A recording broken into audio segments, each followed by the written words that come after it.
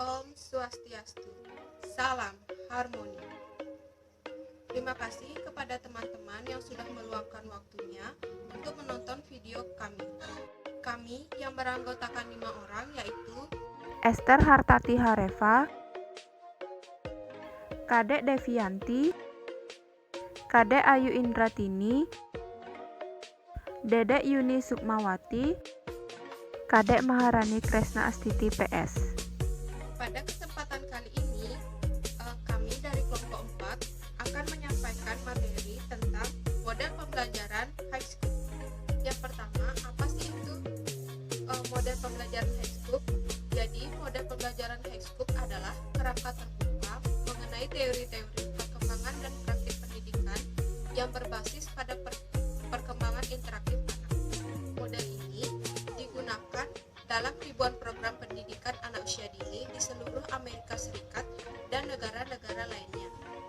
Berdasarkan gagasan pembelajaran anak Piaget dan praktek pengajaran yang berasal dari teori pembelajaran sosial Vygotsky, model high school memandang anak-anak sebagai pembelajar aktif yang paling baik belajar melalui kegiatan yang mereka rencanakan, laksanakan, dan refleksikan sendiri. Orang dewasa, baik itu orang tua maupun guru pengajar di sekolah, mengatur bidang minat dalam lingkungan pembelajaran, yaitu mempertahankan rutinitas harian yang mengizinkan anak-anak merencanakan dan meneruskan kegiatan mereka sendiri, mengikuti kegiatan anak-anak dan membantu mereka merenungkan berbagai hal serta memberikan bahasa melalui percakapan dan pengamatan. Orang dewasa, baik itu guru maupun orang tua, juga mendorong anak-anak meraih petunjuk perkembangan utama dan membantu mereka belajar mengambil keputusan, memecahkan masalah serta secara umum terlibat dalam kegiatan yang meningkatkan perkembangan kecerdasan, sosial, dan fisik. Baik itu tadi pemaparan materi dari saya tentang apa itu model pembelajaran high school. Pemaparan materi selanjutnya akan disampaikan oleh teman saya. Selanjutnya, saya akan memaparkan materi tentang sejarah singkat perkembangan high school. Pada perkembangan awalnya, high school digunakan sebagai nama kurikulum yang dikembangkan untuk anak usia 3-4 tahun. Pada perkembangan berikutnya, nama high school digunakan sebagai suatu pendekatan yang digunakan dalam program penyelenggaraan PAUD. Pada tahun 1960-an, program ini ditunjukkan untuk anak-anak yang menghadapi kesulitan belajar atau anak luar biasa.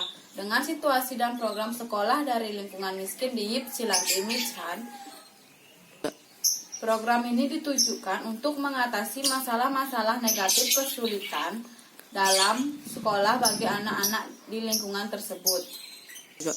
Pada tahun 1962, David V. Weikart, Direktur Pelayanan Khusus dari Ypsilanti Public School, mengembangkan suatu program yang diberi nama dengan Fairy School Project, yang pada kemudian hari dikenal dengan High School Fairy School Project. Dengan menggunakan kurikulum Weikart, mengembangkan program intervensi bagi anak usia 3-4 tahun untuk mempersiapkan anak-anak prasekolah lingkungan miskin agar dapat sukses di sekolah. Pada tahun 1970, Weikart meninggalkan sekolah umum ini dan mendirikan High School Educational Research Foundation. Pada tahun kedua, 1969, dari High School, para staf menemukan dan memakai konsep perkembangan dari Jean Piaget. Piaget menawarkan konseptual yang menjadi dasar pembangunan model PAUD. Sebuah dasar nyata bagi pendidikan prasekolah. Piaget menyatakan bahwa anak sebagai pembelajar yang aktif. Program pendidikan high school merujuk pada teori pembelajaran Piaget yang dikembangkan berdasarkan hasil identifikasi terhadap perkembangan anak usia dini. Program ini disusun berdasarkan pada tugas-tugas perkembangan setiap anak yang berkembang melalui tahapan-tahapan tertentu. Development kali Appropriate Practice atau DAP sebagai dasar dan tujuan jangka proyek High Scope. Tujuan tersebut bermaksud untuk membantu mengembangkan kemampuan anak dengan menggunakan berbagai macam kegiatan seni dan gerak. 2. Pengetahuan anak tentang objek berdasarkan konsep pendidikan kemampuan berbicara, dramatisasi, dan kemampuan grafikal yang dipresentasikan melalui pengalaman dan mengkomunikasikan pengalaman mereka terhadap sesama teman atau orang dewasa. 3. Kemampuan bekerja sama dengan orang lain, membuat keputusan tentang apa yang harus dilakukan dan bagaimana cara melakukan sesuatu dan merencanakan penggunaan waktu dan energi mereka. Yang keempat, kemampuan anak untuk menerapkan perolehan kemampuan pemikiran baru mereka dalam jangkauan yang luas dan natural berdasarkan situasi dan dengan menggunakan berbagai macam material. Demikian pemaparan saya mengenai sejarah singkat perkembangan High Scope. Ini akan menjelaskan tentang kurikulum High Scope. High Scope merupakan pengembangan kurikulum yang melibatkan anak sebagai pembelajar dan perencana aktif. Kurikulum High Scope memperhatikan aspek-aspek yang pertama, belajar aktif, yang kedua, interaksi dengan orang dewasa, yang ketiga, lingkungan pembelajaran. Selain kriteria di atas, peralatan permainan anak dan furnitur di sekolah High atau Scope harus memenuhi kriteria. Sekolah harus menyediakan atau mengatur peralatan yang cukup, baik mainan, alat-alat, dan furnitur untuk memfasilitasi partisipasi antara anak dengan orang dewasa. Sasaran jangka panjang kurikulum High atau Scope adalah keseimbangan akademik, sosial, emosi, dan aspek fisik. Aspek sosial, emosional adalah kemampuan interpersonal diperlihatkan dalam bentuk perilaku, mengerti orang lain, berempati, bekerja sama, berkomunikasi, rasa tanggung jawab. Kemampuan interpersonal dapat terlihatkan dalam bentuk perilaku, percaya diri, kreatif, jiwa sosial, kebijakan kemandirian, kritis. Kegiatan inti High atau Scope setiap harinya membentuk kebiasaan pada anak untuk mempertimbangkan minatnya, yang kedua membuat rencana, yang ketiga mengikuti kehendaknya, yang keempat menggambarkan pengalamannya. Baik, saya akan melanjutkan materi mengenai unsur-unsur model pembelajaran High Scope.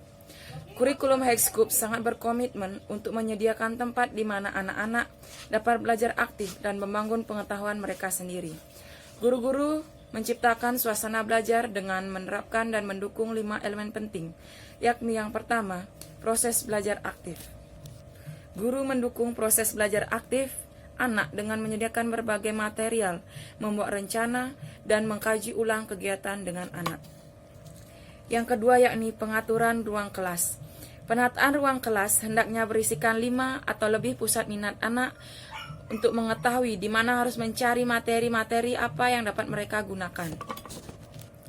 Yang ketiga yakni jadwal harian. Jadwal mempertimbangkan level perkembangan anak, mencakup bidang pelajaran, dan membuat jumlah transisi minimum. Yang keempat yakni asesmen. Guru menyediakan catatan mengenai perilaku, perubahan, pernyataan signifikan, dan hal-hal yang membantu mereka lebih memahami cara anak dan berpikir dan belajar. Dan yang terakhir yakni kurikulum.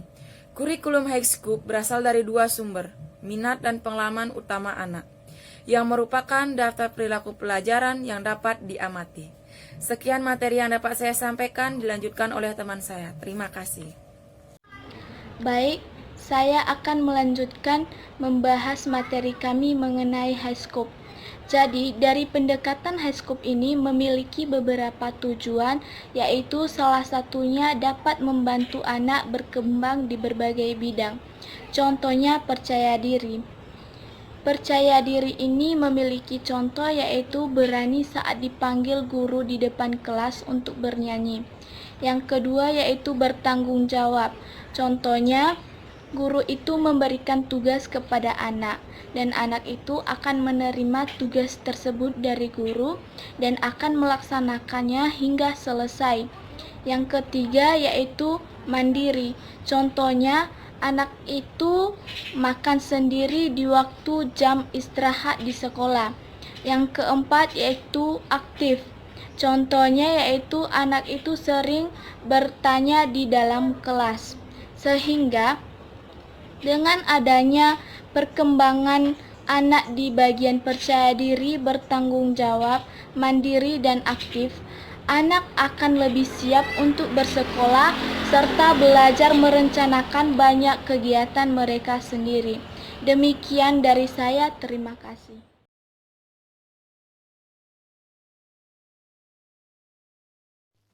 Baik, itu tadi pemaparan singkat dari kelompok kami yang berjudul Model Pembelajaran High School. Stay safe, stay healthy, and stay at home. Salam kami dari kelompok 4. Terima kasih. Om Santi Santi Santi Om.